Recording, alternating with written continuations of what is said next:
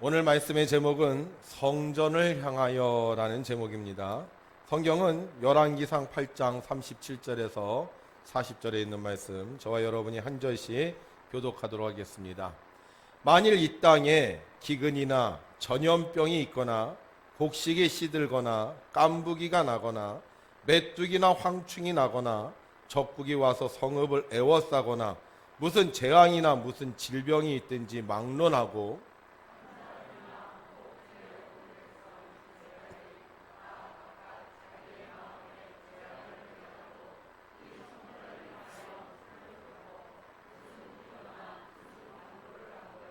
주는 계신 곳 하늘에서 들으시고 사하시며 각 사람의 마음을 아시오니 그들의 모든 행위도로 행하사 갚으시옵소서. 주만 홀로 사람의 마음을 다 아심이니이다. 그리하시면 그들이 주께서 우리 조상들에게 주신 땅에서 사는 동안에 항상 주를 경외하리이다. 아멘. 지난 한 주간도 하나님을 의지하시고 사신 여러분들에게 하나님의 크신 은혜와 사랑이 함께 하시기를 주님의 이름으로 축원합니다. 코로나19 바이러스가 극성을 피워서 모든 사람들을 두려움에 떨게 하지만 우리가 하나님께 예배할 때 하나님께서 우리를 보호하여 주시고 오히려 우리에게 능력을 주셔서 코로나19 바이러스가 얼씬도 하지 못하고 병에 걸린 사람이 우리 주변에 왔다가도 낫는 역사가 있기를 주의 이름으로 축복합니다. 여러분, 그 동물 중에요, 사람과 가장 흡사한 동물이 어떤 동물인지 아십니까? 사람과 가장 흡사한 동물, 원숭이 또는 침팬지라고 하죠. 1975년에 킹과 윌슨이라는 생물학자가 이 사람과 침팬지를 비교 연구했어요. 그 결과 99%가 이 사람과 침팬지가 비슷하다는 결론을 얻게 되었습니다. 그래서 미국 오클라호마 주립대의 한 연구팀이 이 동물이, 침팬지라는 동물이 가지고 있는 지능을 알아보기 위해서 15살 된 침팬지에게 수화를 가르치는 실험을 했습니다. 연구팀은 긴 시간 동안 노력을 기울였고 침팬지에게 단어를 익히게 하면서 이 침팬지가 우리하고 이렇게 대화를 할 때 무슨 말을 할까 굉장히 궁금해했어요. 4년의 시간이 흘렀고 마침내 그 침팬지는 140개의 단어를 수화로 표현할 수 있게 되었습니다. 연구팀은 굉장히 흥분했습니다. 과연 침팬지가 무슨 말을 할까? 그리고 침팬지에게 물었습니다. 너에게 무엇을 해주면 좋겠니?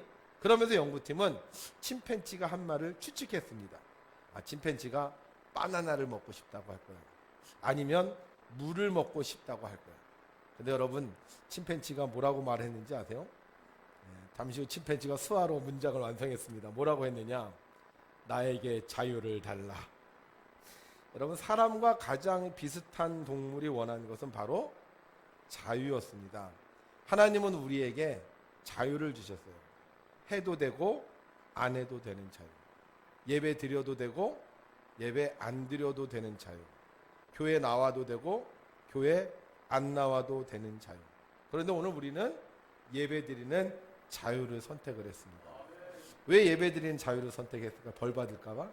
아니요, 그것이 우리의 선택이기 때문입니다. 오늘 주님께 예배 드리시는 자유를 선택하신 여러분, 하나님께서 여러분들을 기억하시고 여러분들에게 위험이 올 때 하나님께서 반드시 여러분들을 지켜주실 줄을 믿습니다. 오늘 성경에 보면 다윗의 뒤를 이어 왕이 된 솔로몬이 대한 이야기가 나옵니다. 이 솔로몬에게는 한 가지 사명이 있었어요. 바로 성전을 건축하는 것이었습니다. 그는 왕이 되면서 아버지의 유언을 받아 약 7년 동안 성전을 건축했습니다. 그리고 나서 솔로몬은 하나님께 성전을 건축하고 기도합니다. 이스라엘의 하나님 여호와여, 주님 같으신 분은 어디에도 없습니다. 저 하늘에도 없고 저 땅에도 없습니다. 주께서는 주님의 백성을 사랑하셔서 그들과 언약을 맺어주셨습니다. 그리고 참마음으로 주님을 따르는 사람들에게는 그 언약을 지켜주셨습니다. 주께서는 주의 종인 내 아버지 다윗에게 하신 약속을 지켜주셨습니다. 주님의 입으로 말씀하신 그 약속을 오늘 주님의 크신 능력으로 이루어 주셨습니다. 이렇게 하나님 앞에 고백을 합니다. 하나님은요, 약속을 반드시 이루어 주십니다. 성전 건축 굉장히 어렵잖아요. 뭐 지금도 어려운데 그 당시에도 어려웠을 것 같아요. 그런데 하나님께서는 그 성전 건축을 할 수 있도록 약속을 해주셨고 복을 내려주셔서 성전 건축을 마침내 완성하게 해주셨습니다. 그런데 하나님은 하나님의 약속을 이루는 자들에게 또 새로운 약속을 해주십니다. 어떤 약속을 해주셨느냐? 성경에 보면 열왕기상 8장 29절에 이렇게 써져 있어요. 함께 읽죠. 주께서 전에 말씀하시기를 내 이름이 거기 있으리라. 아멘. 성전을 건축하고 나서 하나님께서 하신 약속이 있어요. 내 이름이 거기 있으리라. 그럼 이 말이 무슨 뜻이냐? 이 말은요, 8장 29절 이하에 이렇게 되어 있어요. 이 성전을 향하여 주의 눈이 주야로 보시오며 주의 종이 이곳을 향하여 비는 기도를 들으시옵소서. 다시 말하면 내 이름이 거기 있으리란 얘기는 우리가 기도하면 주님께서 그것을 보시고 우리가 기도하면 주님께서 들어주신다는 겁니다. 마치 돈을 내면 내가 원하는 물건을 살 수 있듯이 우리가 성전을 향하여 기도를 하면 하나님께서 들어주신다는 거예요. 자, 그러면 오늘 성경에 기도를 하는데 어떤 기도를 하느냐? 이렇게 기록되어 있어요. 만일 이 땅에 기근이나 뭐가 있거나 전염병이 있거나, 이 땅에 기근이나 전염병이 있거나 곡식이 시들거나 깐부기가 나거나 메뚜기나 황충이 나거나 적국이 와서 성읍을 애워싸거나 무슨 재앙이나 무슨 질병이 있든지 막론하고 어려움을 당했을 때, 힘든 일을 만났을 때, 우리 코로나19를 만났을 때, 우리가 이 코로나19를 만났을 때 우리가 뭐 해야 되는 거예요? 하나님 앞에 기도해야 된다는 거죠. 그리고 그 기도를 하면 하나님께서 들어주신다는 거예요. 근데 어떻게 기도를 해야 되느냐? 성전을 향하여 손을 펴고. 우리가 하나님 앞에 기도를 하는데 전염병이 생기면, 기근을 만나면, 메뚜기나 황충을 만나면, 적국이 우리에게 달려들면 우리가 하나님 앞에 기도를 하는데 어떻게 기도를 해요? 성전을 향하여 손을 펴고 기도를 한다는 거예요. 왜 성전을 향하여 손을 펴고 기도를 할까요? 그냥 기도하면 안 되나요? 그냥 하나님 뭐 하늘에도 계시고 땅에도 계시고 어느 교선에 계신데 그냥 우리가 하나님께 기도하면 하나님 다 알아들으시지 않을까? 그냥 우리가 마음으로 기도해도 하나님 우리의 중심을 보시니까 네가 지금 나한테 소원이 있구나 이렇게 들어주실 텐데 왜 솔로몬 왕은 하나님 앞에 기도할 때 성전을 향해 손을 펴고 기도한다고 했을까요? 여러분들 생각해보세요. 기근을 만났어요. 먹지를 못해. 그럼 먹지를 못하면 이 백가죽에 힘이 없어갖고 말이에요. 허리도 펼 수가 없는데 어떻게 손을 펴서 기도를 한단 말입니까? 또 전염병이 돌면요. 어떻게 돼요? 대부분 전염병에 넣은 사람의 몸을 이렇게 쭈그리죠. 막 이렇게 몸을 넓게 펴면 전염병이 더 많이 닿을 수 있는 확률이 있어요. 그러면 몸을 더 수그리고 더 조아려야 되는데 하나님 뭐라고 얘기하고 있어요? 성전을 향하여 손을 펴서 기도하라는 거예요. 메뚜기나 황충이 막 날아다니고 있어. 손 딱 들면 어떻게 메뚜기가 갑자기 막 달려들어서 이거 막 뜯어먹을지도 몰라요. 지금 적국에게 포로를 잡혀 있는데 손 들고 성전을 향하여 펴서 기도하면 적들이 그걸 보고 저기 있다 화살을 쏠지도 몰라요. 그런데 왜 성전을 향하여 손을 펴고 기도하냐는 거죠. 우리가 가끔 신앙생활을 하다면 그런 얘기를 들을 때 종교를 너무 형식적으로 믿어. 그냥 우리가 마음만 믿으면 되지 형식이 중요한 게 아니야. 이렇게 얘기할 때가 있잖아요. 그런데 왜 오늘 솔로몬은 성전을 향하여 손을 펴고 기도하라고 말하고 있냐 하는 거죠. 제가 이스라엘로 성지순례를 다녀왔습니다. 성지순례를 다녀오면서 제가 무슨 생각을 했냐 하면 내가 이제 집에 도착하면 우리 아이들이 다 나를 만나겠지. 그럼 어떻게 해요? 서로를 향하여 손을 펴고 아빠, 엄마 그러지 않을까? 이런 생각을 하면서 돌아왔어요. 그런데 제 꿈이 그냥 깨져버리고 말았어요. 왜냐하면 그날 우리 아이들이 학원에 갔어요. 그래갖고 뭐 아이들하고 이렇게 만날 시간이 없었어요. 그래서 제가 생각했어요. 그러면 이번 주일이 되면 우리 성도들을 오래간만에 만나니까 우리 성도들이 나를 만날 때 손을 펴고 목사님 잘 다녀오셨어요. 어서 오세요. 막 그러지 않을까 이렇게 생각을 했어요. 그런데 웬걸 2월 22일 날 뉴스에 이스라엘 성지순례 확진자 발표 이렇게 나는 바람에 주일날 교인들이 나를 향하여 손을 펴서 환영을 하기는커녕 목사님 예배를 드리지 말아야 되는 거 아닙니까? 이러는 사람들이 있었다는 거예요. 여러분, 왜 성전을 향하여 손을 펴고 기도를 하는지 아세요? 반가우면 그런 거예요. 그리우면 그런 거예요. 보고 싶다가 만나면 너무 좋아서 그 사람을 향하여 손을 펴고 그 사람을 환영하는 거예요. 이스라엘 백성이 적국의 포로로 잡혀가 보니 그리운 거예요. 아, 그때 성전에서 내가 하나님께 예배드리던 그날이 얼마나 그리운지. 이스라엘 백성이 전염병이 나서 집에서 꼼짝도 못하고 아파서 누워있어 보니 그때 아는 거예요. 내가 성전에서 주의 사람들과 함께 하나님을 찬양하는 그 일이 얼마나 그리운지. 이스라엘 백성이 먹을 것이 없어 배를 굶고 있어 보니까 그때 그리운 거예요. 성전에서 사람들과 함께 먹을 것을 먹은 것이 얼마나 그리웠던지.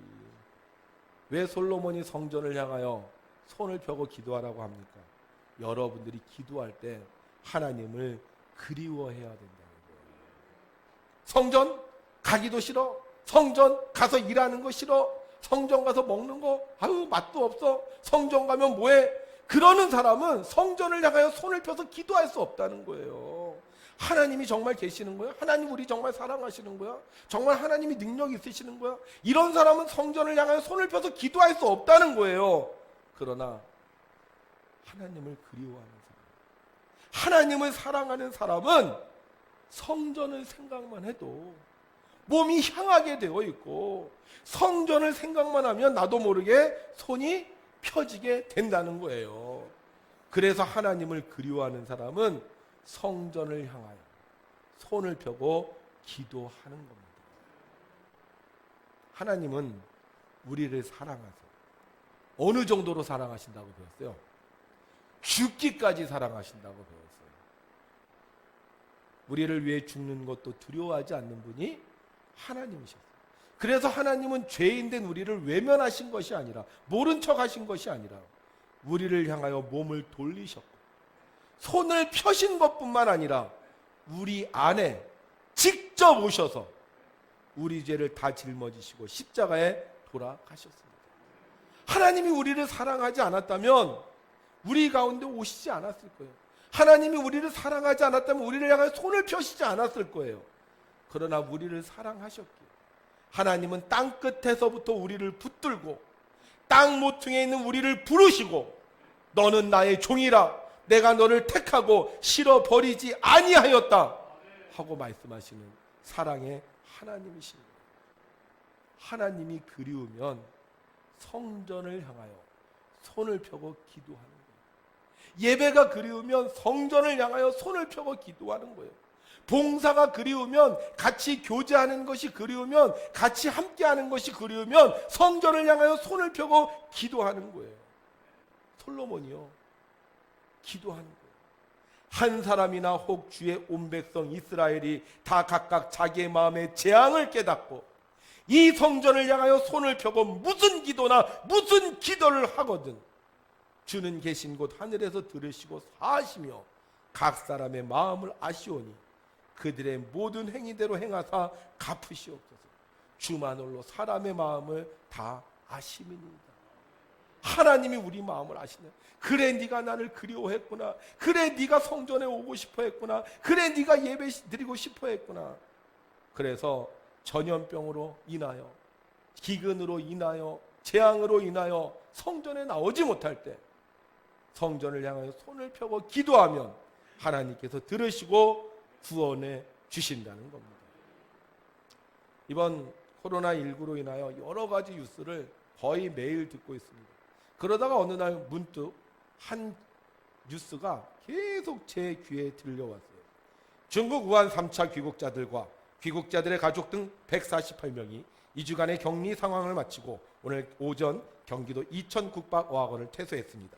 이들은 오늘 오전 10시쯤 국방어학원에서 진영 행정안전부 장관 등이 참석한 가운데 환송 행사를 가진 뒤 45인승 버스 9대를 이용해 퇴소했습니다. 국방어학원에는 지난 12일 입소한 우한 교민과 중국 국적 가족 등 3차 귀국자 147명과 손녀들을 돌보기 위해 자진 입소한 내국인 할머니 등 148명이 격리돼 있었습니다. 이 뉴스를 들었어요. 여러분들 들으셨죠? 몇 번 들었는지 몰라요. 약간 뉴스를 틀 때마다 이 뉴스가 계속 들리는 거예요. 그런데 이 뉴스를 계속 듣는데 저의 귀를 사로잡는 말이 있었습니다. 어떤 말이 사로잡았느냐?